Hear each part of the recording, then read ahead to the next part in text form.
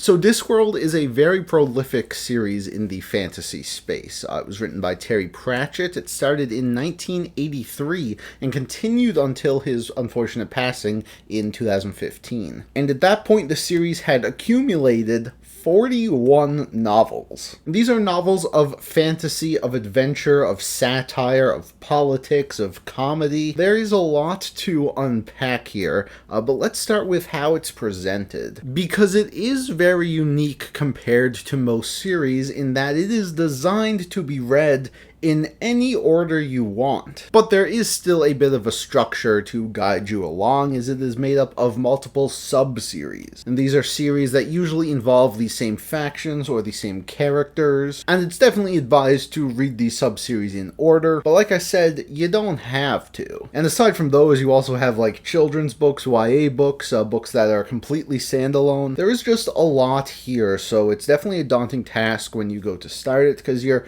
not really sure where. But after being in the fantasy community for a while, it became clear to me that there were certain points that most people considered to be the best place to start. And I determined those books to be Mort, which is the 4th book and the 1st in the Death sub-series, Guards, the 8th book and the 1st in the City Watch sub-series, and Small Gods, which was the 13th book and completely standalone. So I figured the best way to kick off my journey into the Discworld was to read all 3 of them. And turns out I have some stuff to say. So for those completely unaware, okay, this takes place on the Discworld, which is essentially flat Earth, and it is a vast fantasy world with all different types of civilizations, mostly with a medieval type vibe, though I do know as the series progresses they advance a bit more. Oh, and also the disc is on the back of 4 giant elephants, which are on the back of a giant turtle, which flies through space, and that's like that's the thing going on there. Doesn't really have any relevance, that's sort of just how it is, and I think that's cool. I also find it funny that in the early 80s, likely completely independent of each other, both Terry Pratchett and Stephen King decided that their fictional universes will be at the mercy of a giant cosmic turtle. Like, to the point where if you look up Stephen King's turtle, it is often misinterpreted as the turtle from Discworld. Do these two know something? Is there something we should know about? Anyway, the first book we are going to be talking about is Mort. And Mort follows a teenage boy named Mort who does not have a job, so his father sends him off to essentially a job fair, a place where all sorts of employers are recruiting for apprenticeships. And Mort gets selected by the Grim Reaper himself, Death. Of course, Death's job is to make sure people die the way that it is decreed by fate. And when they do die, he appears and collects their soul. The problem, though, is that can get really tiring, because a lot of people are dying on the disc. So he wants a vacation, and in order to do that, he's gonna need an apprentice, someone who can, cover some shifts. So he decides to pick Mort and begins teaching him the ways of the Grim Reaper. And it gets to the point where he is pretty confident that Mort can handle a day or two by himself. So he goes off to the beach, and in his absence, Mort has to collect the soul of a princess who is about to be assassinated. But of course, like I said, Mort is a teenage boy, and he finds this princess to be quite his type. So instead of collecting her soul, as is written, he decides to assassinate her assassin, which is not supposed to happen. And as you would expect, the fabric of reality begins to unravel, and Mort needs to do something about this before his scary boss finds out. Yeah, this book was delightful. It was super creative. I really thought this was a great introduction to the Discworld. We are sort of seeing like a cosmic side of it, but I do think that worked in, just showing us how vast this place is, the different types of civilizations and people that live on it. So it was just great in general for world building, but it also had a really fun, entertaining story. These books are, of course, satire. The Discworld mirrors ours in many ways with its many different elements. There are a lot of parallels and analogies to be made here, and while we're gonna get more into that in these later books here, I did enjoy, the seeds that were being planted. And I like the themes that this book tackled with, fate and destiny and death, of course. Death himself hysterical character. Like, he's very much not human. Like, he doesn't understand how humans work all of the time, so just the way he talks is hilarious. Like, even in the text, they don't even use, like, quotations, they just use a different font style, which always makes his presence stand out. It was really cool stuff. But what I also really enjoyed about the story is that we are not just following Mort trying to, you know, fix all of these terrible mistakes he's made, but we're actually also following the princess who was supposed to die. And this was a really cool part of the story for me, but because she was supposed to die, a lot of the world is sort of moving on as if she had, so people are forgetting about her, and all of these weird things are happening in her life. And of course, she can't see Mort, she doesn't actually know what happened, so she is also trying to figure out what's going on. And these two plot lines do intersect at the end, which I thought made for a great finale. So yeah, this book didn't really blow me away, but I did think it was really creative, really entertaining. It wasn't laugh out loud funny to me, but it definitely had some good jokes and good bits here. I mean, just the entire concept of the story is pretty comical. So I gave this one 4 stars, definitely an intriguing place to start, and I was excited to keep going. Now, I could have continued on with the Death sub-series at this point, but I did want to get a bit of a bigger taste of, you know, what this whole series had to offer. So next we're moving into Guards, which takes place in the biggest city on the disc of Ankh-Morpork. As we follow the City Watch, which is essentially the law enforcement of Ankh-Morpork, as they have to uncover a conspiracy involving secret societies and dragons that are being summoned to commit murders and just cause general chaos. This is where we get into a lot of commentary about the real world and, you know, the police and governments, because Ankh-Morpork's kind of a mess, okay? The City Watch, the law enforcement for the biggest city in this world, is made up of 4 people, and they're not particularly good at their jobs. They're very bumbling and incompetent.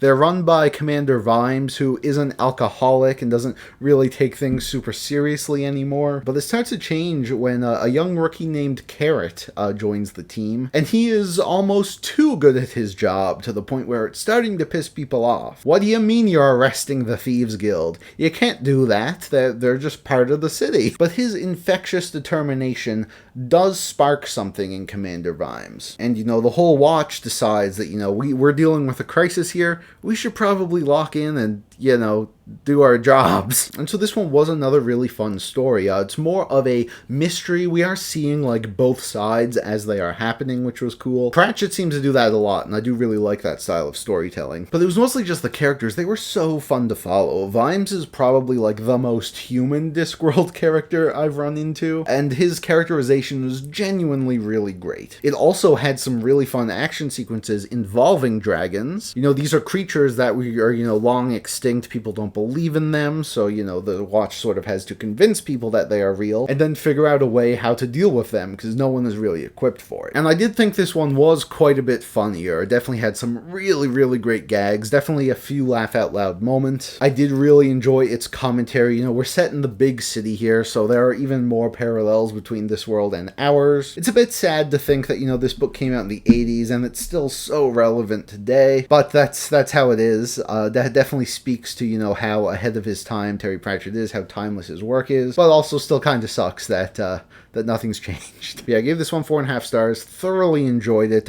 definitely sold me on Discworld. I mean, I enjoyed Mort, but this is when I figured Terry Pratchett had started to hit his stride. Now, if you follow the channel, you might have seen a couple days ago, I posted a little short here, just because I had to get my thoughts out real quick. So, it's probably not a huge surprise to know that Small Gods was something else, okay? You know, by this point I figured, okay, Small Gods, people love Small Gods. Multiple people call it one of the best Discworld books. And after reading and enjoying 2 Discworld books, I figured, hey, I'm probably gonna have a great time with this one. And I did, yeah.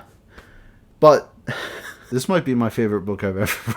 Okay, so the great god Om is worshipped by millions of people, and in this world, you know, the strength of a god is determined by how many people believe in them. Which is why it's a little bit weird when Om wakes up one day and realizes that he is a turtle. And not like the big cosmic turtle that holds up the earth, just a little tiny normal turtle, completely at the mercy of the world. The only one who seems to be able to hear his constant cursing is a novice monk known as Brother. His name is Brother.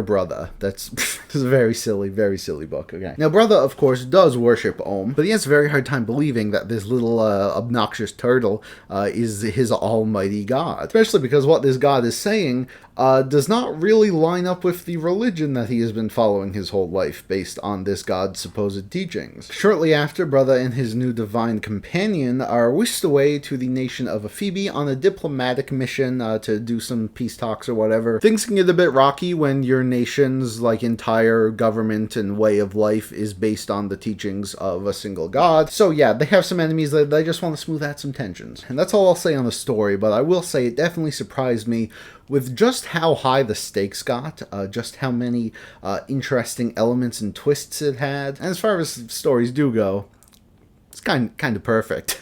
We got this incredibly well-paced, engaging, funny, suspenseful, thrilling story about faith, belief, finding yourself, governments, gods, military. There's a lot packed into this little book, and it is a little book. It's less than 400 pages long. But it really took me on a wild roller coaster ride of emotions. This book is absolutely hysterical, way more than the other two. I was laughing out loud constantly during this one. Again, the premise itself is very silly, but just, some of the things that happen, the bits, the gags, its commentary on religion overall. So stupid, so funny, but it's never, too stupid that it took me out of the story.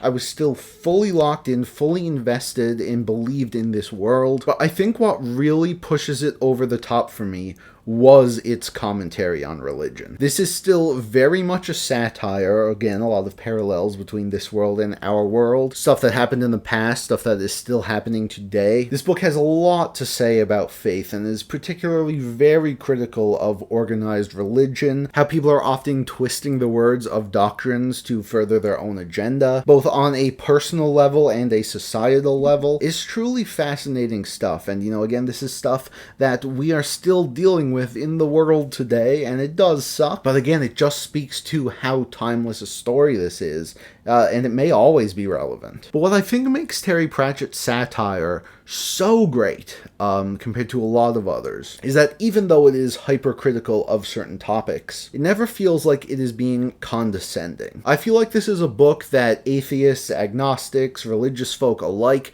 can all find value in. Because it doesn't say, hey, this one side is stupid and bad. It takes a look at all of these sides and are like, okay, we see you, we respect you.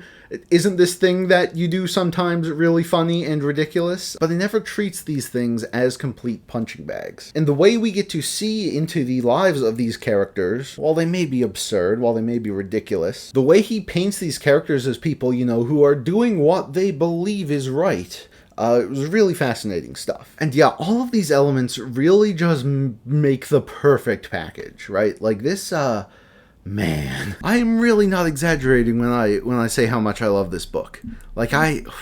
Sure, it doesn't have as many characters, as many things going on as like a Game of Thrones or a First Law book, and it is far more lighthearted than a lot of my other favorite books. But it really knocked it out of the park on every single level for me.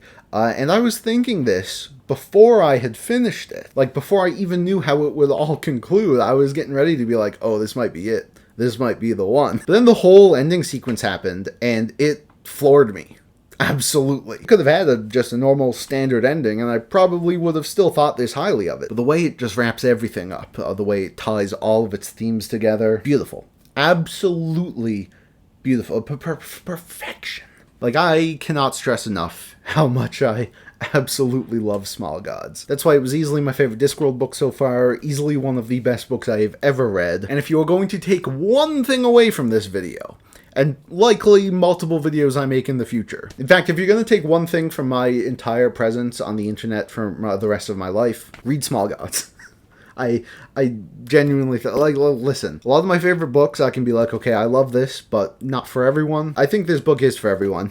I think anyone can take stuff away from this book, whether you just find it funny, or whether it makes you think, or whether it turns you into a philosopher, whether it turns you into a turtle, I don't know. It's so good. It is so good. Though, I don't want to take away from the other Discworld books I've read, because those are also great. And if you plan to read more than just one Terry Pratchett book, I don't think you can go wrong with these either. And I am very thrilled because, of course, I have 38 left to read. Now, obviously, It's gonna take me a while. Not gonna be something I am prioritizing, especially because Small Gods, was a standalone. But if there are any other books in this series close to as good as Small Gods, I mean, it's over, man. Maybe I don't need to read anything else. You will have to let me know, though, if you are well read in Discworld, where I should go from here, because I genuinely don't know. Like, should I start another sub-series? Should I continue the ones I've already read? Check out the other standalones? Pratchett really was a genius, man, and I definitely wish I had known more about him when he was alive, but it seems like he definitely left quite the legacy. So, with that, thank you all so much for watching. Leave all Discworld Pratchett-related thoughts in the comments down below, and I will see you soon because we have a lot of Stephen King to talk about. In particular, his new book, out Tuesday. Going to be talking about that along with a few others, so stay tuned, and I will see you then.